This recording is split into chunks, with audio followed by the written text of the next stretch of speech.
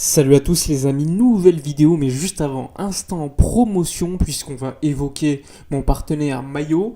Comme vous pouvez le voir à l'écran, pas mal de maillots en vente, que ce soit des maillots vintage, des maillots plus actuels avec un code promo qui vous permet d'économiser pas mal d'argent. C'est des maillots d'une grande qualité, même si ce sont des répliques, je tiens à le préciser, ça reste comme des maillots assez représentatifs, des maillots officiels. Et donc personnellement, après en avoir commandé pas mal, je peux vous conseiller ces maillots. Franchement, si vous avez des questions, n'hésitez pas à venir sur Instagram avec moi pour en parler ou encore leur poser directement des questions sur leur site. Il y a un code promotion qui vous permet également d'acquérir pas mal d'avantages. Tout est dans la description de cette vidéo. N'hésitez pas à venir poser des questions, à vous intéresser. Et si vous voulez des maillots, eh bien mon partenaire maillot est présent pour vous.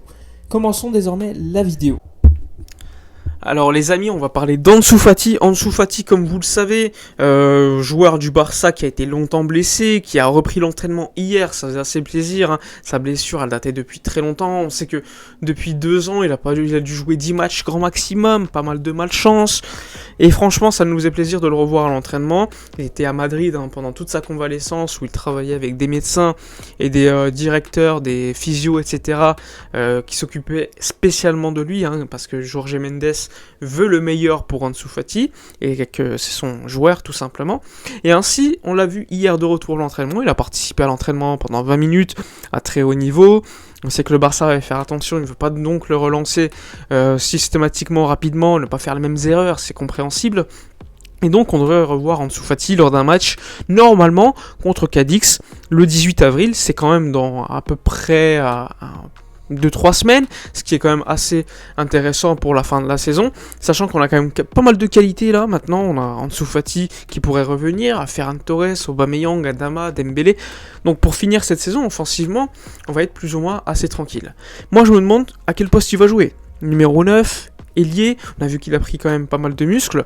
Est-ce que c'est pour jouer comme numéro 9 ? On l'a vu contre le Real lorsqu'il est rentré contre Bilbao, les 2 matchs sous Xavi, il a joué comme numéro 9. Moi je me pose véritablement cette question. Et je pense que de toute façon, il peut jouer sur quasiment tous les flancs de l'attaque, à gauche et dans l'axe. Donc ça va être très intéressant de voir ce que va faire Xavi avec ce joueur. De toute façon, joueur de grande qualité. S'il ne se blesse pas, c'est un cadeau de l'avoir dans les... Je suis curieux de voir la saison prochaine ce qu'on va faire, parce qu'on sait qu'on piste d'autres joueurs, que Dembélé va probablement partir, Adama, est-ce qu'il va partir ? Je vais en parler un peu plus tard dans la vidéo. Donc ça va être très intéressant. Pour en revenir au mercato, alors on va être très très clair. Le Barça aujourd'hui, il piste des joueurs, il piste l'option numéro 1, c'est Erling Haaland. Erling Haaland, ça se complique à mon avis. Laporta l'a confirmé lors de l'interview radio d'hier, où il explique notamment que Haaland, les demandes du clan Haaland sont très très élevées, que le Barça ne va pas, selon ce qu'il a reçu, les prétentions qu'il a reçues du clan, va pas casser sa tirelire et va pas déstabiliser son échelle salariale pour signer Haaland. Je pense que les commissions d'agents, que le salaire également est très très élevé. Je peux comprendre que le Barça ne veuille pas rentrer dans ce jeu-là, sachant que ça reste un joueur d'une immense qualité. Mais franchement, le Barça, vu sa situation économique, est-ce qu'il doit dépenser n'importe comment ? Franchement, je ne pense pas, même si c'est un joueur exceptionnel, etc. Du coup, l'option numéro 2, à Erling Haaland selon les médias, ce n'est pas Lewandowski qui est un excellent joueur également, mais qui est trop âgé selon le Barça, et qui également demande un salaire très très élevé, plus un transfert à payer. Eh bien, l'option numéro 2, c'est Mohamed Salah, le joueur de Liverpool, qui, je le rappelle, fin de contrat en 2023, qui, je le rappelle, n'accepte pas de prolonger à Liverpool, alors que lui demande 17 millions d'euros net annuels, ça reste quand même un salaire élevé, mais un salaire digne d'un des meilleurs joueurs du monde. Et quand on voit certains joueurs gagner beaucoup plus, franchement, Salah le mérite. Et je pense que Liverpool ne va pas le prolonger parce que c'est leur politique. Leur politique, c'est de ne pas prolonger à de tels salaires à un certain âge. Et je peux comprendre, mais il risque ainsi de perdre un tel joueur. Et donc Salah devient automatiquement l'option pour le Barça pour remplacer, pour ne pas prendre Haaland, mais prendre finalement Salah, ce serait l'option pour Laporta, pour ramener cette star qui manque au Barça, offensive. Lui qui joue un peu plus à droite, ça reste un joueur d'une immense qualité, physiquement, dans les petits espaces, rapide. C'est un joueur qui peut s'adapter de toute façon partout, à mon avis. Et ça reste un petit peu ce qu'on fait depuis quelques mois, c'est l'arrivée de joueurs de première ligue. Ferran, Aubameyang, Adama. Et donc l'arrivée d'un Salah, qui est certes très très loin encore, il faut le dire, mais ça reste l'option pour le Barça pour remplacer, pour arriver, pour faire venir une star, eh bien ça reste quand même lui le principal acteur pour le Barça aujourd'hui. Alors, est-ce que Liverpool va le vendre ? Je pense que Liverpool, s'ils n'arrivent pas à arriver à un accord avec Salah, ils vont le vendre, enfin ils vont vouloir le vendre, mais est-ce que Salah va accepter plutôt que de rester un an de plus, sachant que lui veut rester pour partir libre l'année prochaine et toucher une grosse prime à la signature, c'est également possible. Et donc tu peux te poser la question comment on va agencer les talents offensifs. Salah s'il arrive, Ansu Fati, est-ce que Adama va rester, est-ce que Rafinha va venir, Dembélé va partir, enfin bref, on va avoir pas mal de qualités offensives et ça c'est très intéressant. D'ailleurs Laporta lors de l'interview à la radio hier, il a expliqué que l'échange Trincao-Adama était très possible si Wolverhampton voulait évidemment lever l'option de Trincao, ce qui à mon avis n'est pas le cas. Je le rappelle, si Trincao ne signe pas Wolverhampton doit nous verser 6 millions d'euros de dédommagement pour le prêt. Ça c'est très intéressant pour nous.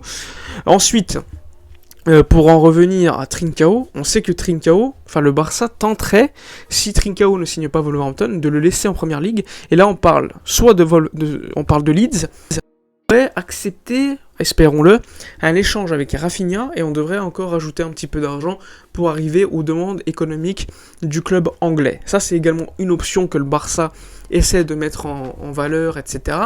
Mais pour l'instant c'est très tôt.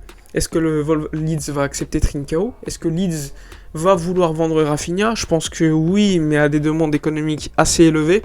Tout ça, ça va être très intéressant à suivre encore une fois, sachant que Adama, personnellement, s'il n'y a pas cet échange Wolverhampton-Barça pour Adama Trincao, je pense qu'Adama ne va pas signer au Barça, et ça reste encore une fois que mon avis, mais c'est une probabilité. D'ailleurs, on peut se poser la question, Laporta encore une fois hier en interview, il t'a expliqué que l'un des joueurs qu'il préférait c'était Joao Félix, qu'ils avaient tenté un échange l'année dernière avec Griezmann, que ça avait failli se faire et qu'au tout dernier moment ça avait capoté. Donc encore une fois le Barça tente pas mal de choses sur le marché des transferts, même si c'était l'année dernière, l'Atlético ne voulait pas renforcer un adversaire au championnat, et je peux le comprendre. Donc, pas mal d'informations, on est revenu sur Laporta qui a parlé de Trincao, d'Adama, qui a parlé de Joao Félix, de Haaland, de Mbappé aussi, en l'écartant évidemment. Il est revenu également sur le retour d'Ansu Fati en expliquant que c'est une excellente nouvelle, pas de nouveauté non plus, on n'est pas surpris. Et donc, il a parlé de CVC en expliquant que CVC devrait être signé avant le 30 juin, ce qui nous permettra d'obtenir pas mal d'argent. Ça, c'est très intéressant. Mais pour être encore mieux, il faudra vendre Barça Studios. Et là, c'est un petit peu plus compliqué selon les offres. Pour l'instant, le Barça il y a encore 2-3 mois pour signer CVC, faire un autre deal. Mais il faut se dépêcher. Parce que le Barça n'a pas non plus l'année prochaine, etc. pour le faire. Il faut qu'il le fasse avant le 30 juin pour sauver ses comptes, son exercice comptable, et ensuite avoir une limite salariale plus élevée pour être tranquille un petit peu plus sur le mercato. Donc ça va être très intéressant.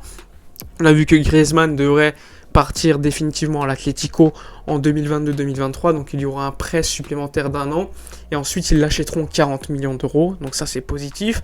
Coutinho devrait partir cet été pour également une grosse somme d'argent. Je pense que 40 millions d'euros devrait être tranquille, on devrait être tranquille, ça c'est positif également, ça va nous donner du fair play financier pour recruter aussi, pour inscrire nos recrues, Kessie Christensen, que Laporta encore une fois indirectement confirmé. Donc ça, très intéressant. On va suivre Trincao, on va suivre Braithwaite qui pourrait partir en Angleterre, on va suivre Memphis qui intéresse beaucoup Tottenham. Pas mal de toute façon de dossiers qui vont nous tenir en haleine pas mal de temps. Enfin bref, j'espère que la vidéo vous aura plu, n'hésitez pas dans les commentaires à donner vos avis sur le retour d'Ansu, tous les sujets qu'on a traités, Haaland, Salah, Lewandowski, etc. N'oubliez pas de vous abonner à la chaîne, de liker, commenter, partager.